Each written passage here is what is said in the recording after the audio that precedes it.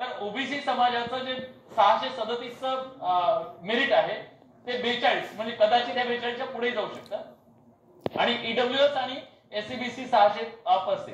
मुद्दा हा आहे की सरसकट मराठा समाजाचं ओबीसीकरण करणं मराठा समाजाच्या हिताचं आहे की काय? तुम्ही अभ्यासक आहात, तुम्ही याचा सगळा अभ्यास केला, तुलनात्मक अभ्यास केला, म्हणून मी हा प्रश्न तुम्हाला विचारतो. मी या विषयावर 3 लाख पॉम्पलेट छापून राज्यामध्ये वाचली आहे.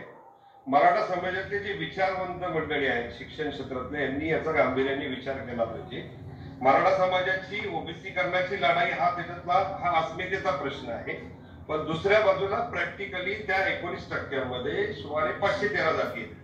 आता ज्यावेळेस एससीबीसीचं आरक्षण आम्ही समजा रद्द झालं असं गृहीत धरलं आणि सगळ्या मराठ्यांना कुणबी करायचं झालं तर त्या 513 जातीमध्ये इंटरनल मेरिट त्याचं लागणार आहे आणि त्या इंटरनल मेरिट मध्ये ते मेरिट कट ऑफ त्याचा हाय जाईल आणि हाय झाल्यानंतर बरेचसे लोक त्याच्यानंतर बाहेर पडते ही वस्तुस्थिती आहे. त्यामुळे मराठा समाजाला पूर्वीचा जो ईडब्ल्यूएसचा ऑप्शन होता त्याच्यामध्ये जवळपास 7.5-8% मिळत होते.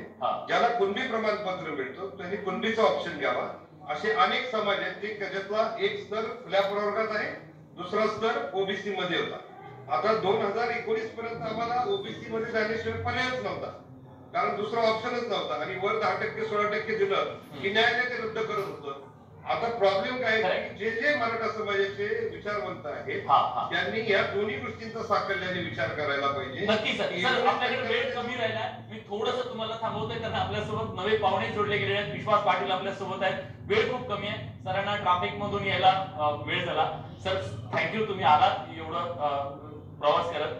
मुद्दा असा आहे की आता तुम्ही हैदराबाद गॅझेट आणि इतर गॅझेटच्या बद्दलची मांडणी केली आहे. मुळात या मांडणीच्या नंतर मराठा समाजाला असं वाटतंय की आपल्याला टिकाऊ आरक्षण हवंय.